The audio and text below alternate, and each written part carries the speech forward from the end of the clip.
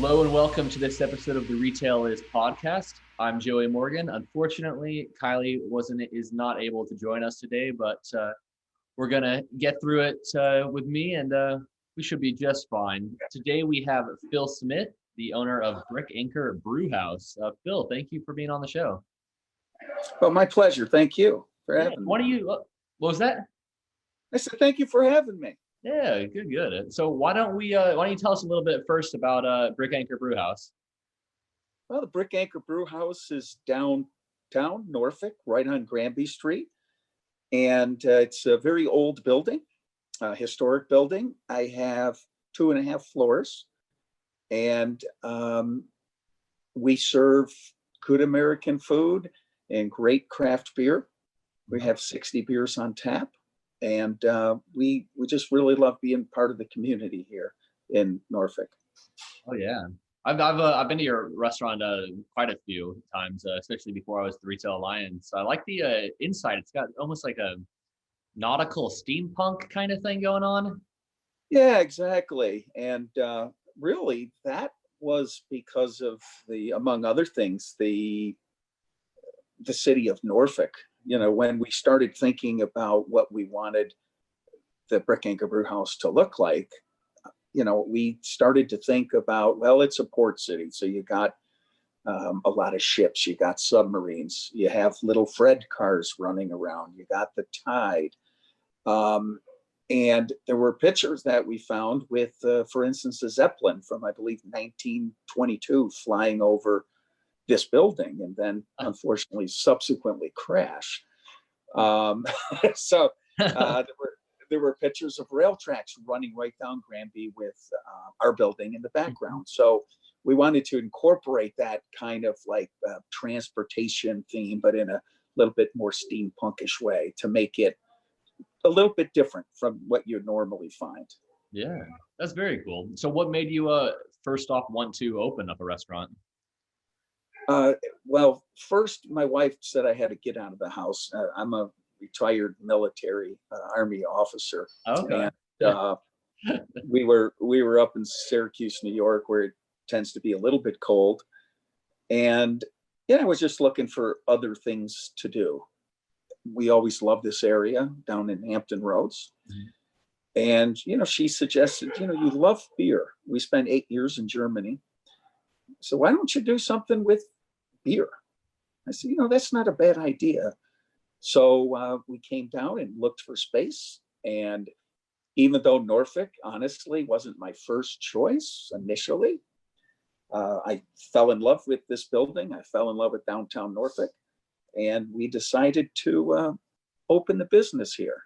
Nice. So not a hobby, spend a lot of time here, but it's a passion that I enjoy.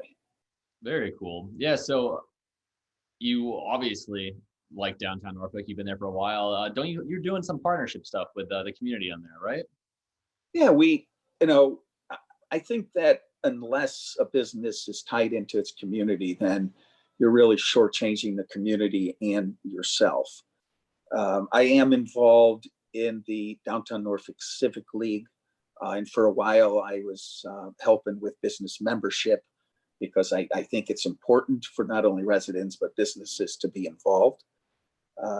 I wanted to start off a little different here. When we first opened, or we were getting ready to open, I actually sent out on I think it's called Survey Monkey, mm-hmm. our menu, and sent about, I think, 1,000 postcards out to people who lived within a quarter mile of here and asked them to kind of rate and give us input on the menu that we were going to start with.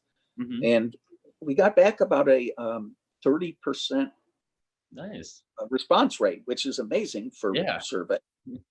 And it just, again, showed that the community wants to be a part of what we were doing. Mm-hmm. And, you know, we are here from them. So we did take some recommendations and dropped a couple things and added some things. And our menu has changed since then, but the philosophy still stands. We're here for our community. Without them, we can't stay open. How's that been going with the community? I mean, how many years have you been open now? We've been open a little over we opened in March of 2016, so we are coming up on 5 years. 5 years. And And how's the community involvement been? it's been terrific. There's we have a lot of loyal supporters who live downtown. We are able, I think, to leverage that relationship and partnerships to help residents achieve maybe some help from other restaurants and bars that might not be as engaged or Okay. viewed as a little bit problematic. Mm. And it's easier for me to pick up the phone, and because I am involved in things, to get help for not only myself but for some of the other members of the Downtown Restaurant Coalition, which I am the co-chair of. Yeah. So it really is important to be engaged with the city and with the community, and to do what you can for them. Oh, definitely. And how did that community involvement and that connection that you've built over the last, it would have been 4 years now coming on 5, how did that help you during COVID? That's the big question Well, we always are asking right now is how right. did COVID affect you and how are you doing with it? Yeah. So we still have our loyal customers, but it has honestly, I think, been a detriment, because many of the people who are engaged, for instance, in the Downtown Norfolk Civic League, even though the median age is getting less and less with younger people moving down, it is still, I would say, the demographic 40 and over in the majority of that particular civic league. Okay. And for whatever reason, but probably because of, the older you get, the more susceptible it seems you are to COVID, that the kind of attendance by residents has dropped off because I think of that fear. We still have those who come kind of religiously and are very supportive. And then there's others who, in fact, have told me, Phil, we just don't go out anymore because of what's happening. Because either they, are a little bit more elderly, or they work with people who are. Gotcha. So, it has hurt, definitely, but I do see on social media sites where somebody is asking about a great place for events or for beer, invariably there's going to be somebody that kind of pipes up from the downtown residency and suggests the Brick Anchor Brewhouse. So even though it's not necessarily as direct, it's kind of the tangential help that I still receive from many people downtown. That's got to be great to have your own customers help you with advertising. Just that they like you that much, they're willing to just try to get people to go to you. Yeah, and I've actually asked a couple of them to maybe put a tattoo on their forehead. There you go. And I would, give them maybe $30 a day in credit. There you go. As long as we're open. No one, for whatever reason, has taken me up. I think it's maybe $35 or something. So if you want to do it. Okay, yeah. You too. So We'll have to think. I'll think about that one. So how did COVID affect you guys as far as did you have to shut down? Did you unfortunately have to let anybody go? How have you been handling that? Yeah, probably, all of the above. Unfortunately, when the governor's restrictions took hold in March of last year, we were trying to ride out the storm, but no one knew how long the storm was going to last. And then they went down to basically no dining in, or 10 people, and then no dining in. So we had to close from, I think, March through June. And fortunately, we were able to get a PPP loan or grant from the government, which allowed us to bring people back. But even with that, still, for the most part, that PPP went to paying our payroll so I can get people to come back. And, without a kind of a reciprocal increase in sales, you're just kind of pushing the can down the road. Yeah. So we have, before, when COVID began, let's say in January, I believe I had 29 team members. And right now we're at 20 people. and we have reduced hours.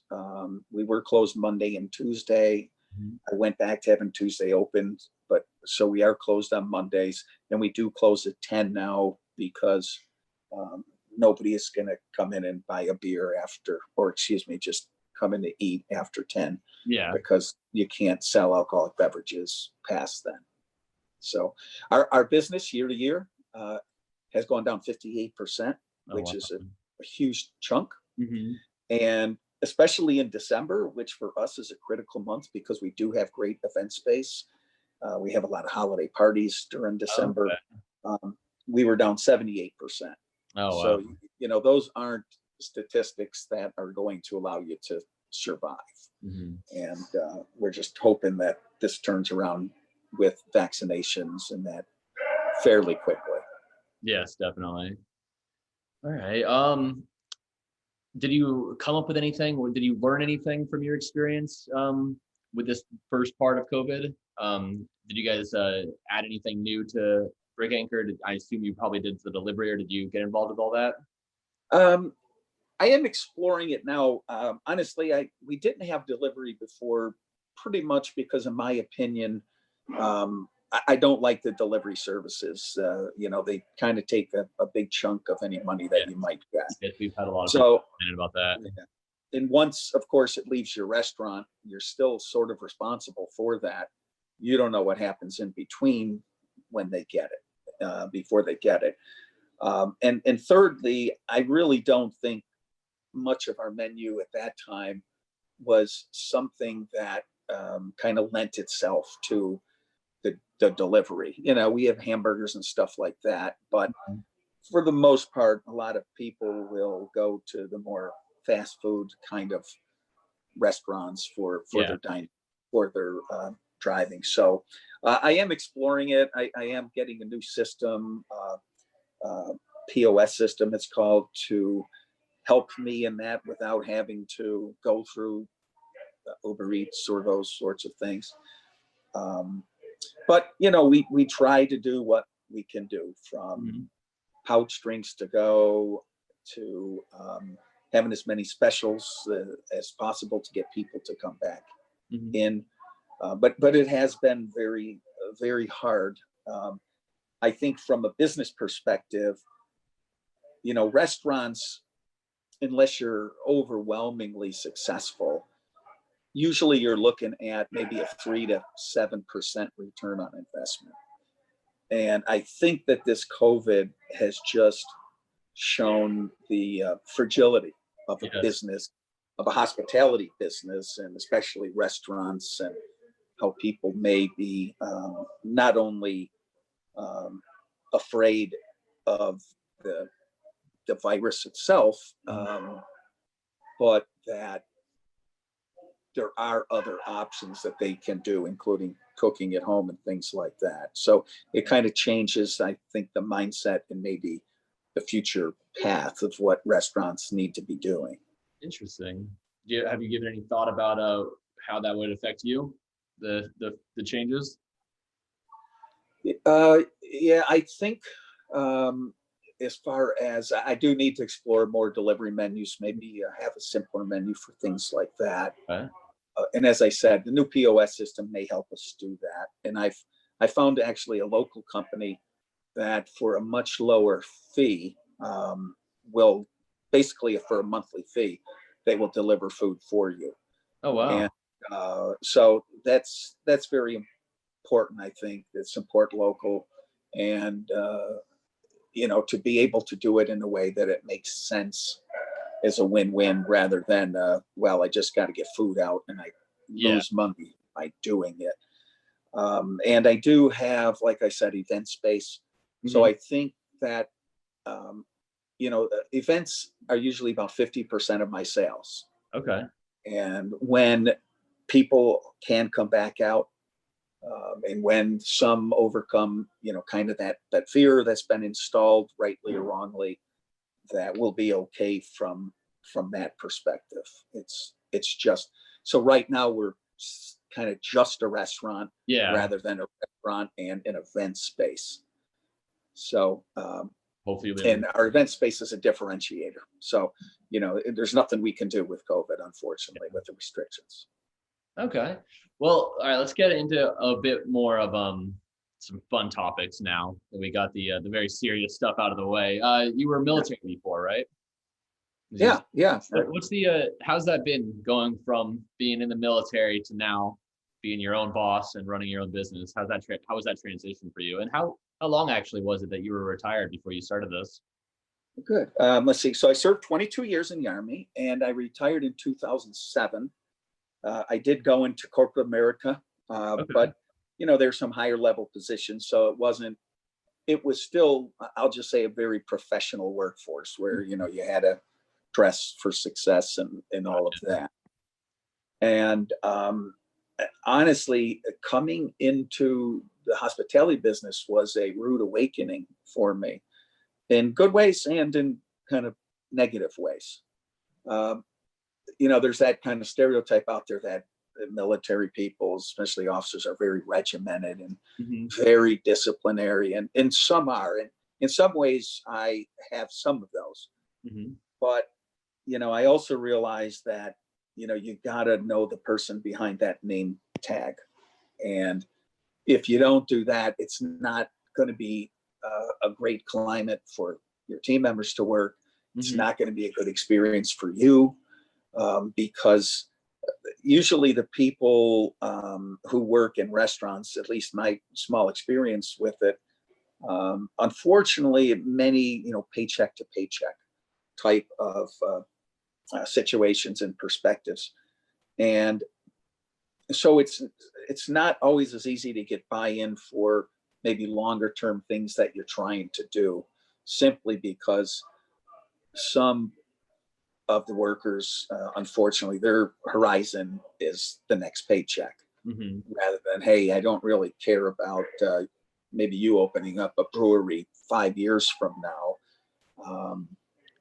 But that's been the biggest change, I think, that the work ethic is there, but I think the loyalty is a little bit different. From the Army, if you take care of your troops, so to speak, they're going to take care of you. And unfortunately, especially things like COVID, if they get an offer for 50 cents more somewhere else, despite the climate that they enjoy and the fact that they're paycheck to paycheck, they just might leave you for that. Yeah. So it's a little bit different on that end. But yeah, so it's much different. I probably put in as many hours here as I did in the military, Yeah. unless I was deployed.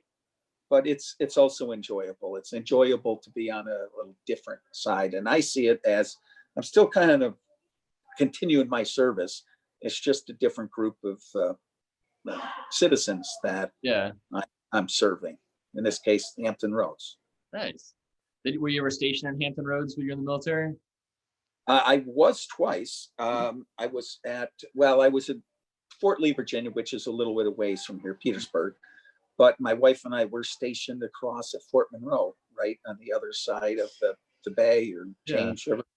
And that was back in the mid 90s. And the memory of kind of Hampton Roads, although we lived in Newport News, the climate, the community, the military support, military presence was something that we always had in our mind to come back to once we were empty nesters.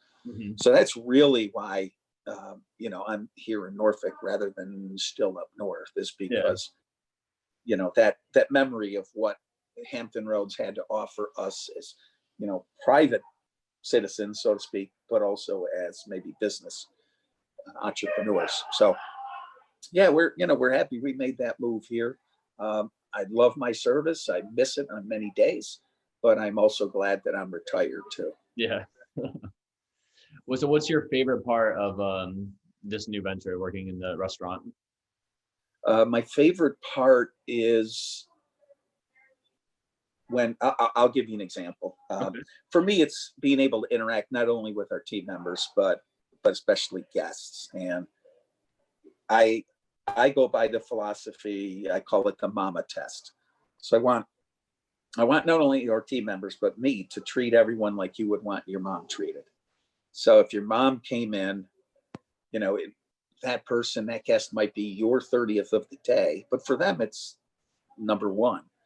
And, would you give your mom that entree item? How would you want to talk to your mom? Those sorts of things. So it's really about interacting, I think, with people, treating them well. But my favorite memory is, and I'm sadly the name slips my mind, but I used to have trivia here, which I kind of emceed. And there was a couple who came on their first date. It was their first date. They came here, and apparently they hit it off, because then they were back about a year and a half later, having their wedding here and their wedding reception. And then about a year after that, they were back with their baby shower. So, so it's all, although we've only been open, say, 5 years, those are the kind of things that make you feel that even if from a fiscal perspective, it's not the greatest thing in the world, from that personal side and those memories that you can create, that means more to me, that kind of intrinsic reward rather than the extrinsic. So that would be it. That's awesome. That's a great, it's got to feel really good to see that happen. Yeah. Sure. Yeah.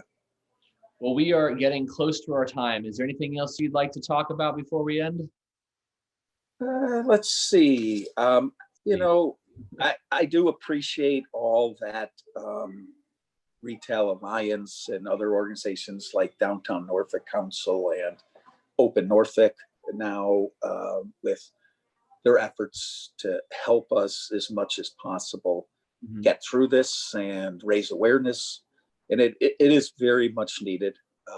There's a lot of restaurants that aren't skilled in getting their name out there and publicity, unless it's bad publicity. So everything that you do and the other ones that I mentioned, and the city, frankly, by such things as the pop-ups in the streets and things like that, have probably allowed many restaurants to survive, or at least have that hope of survival that wouldn't exist otherwise.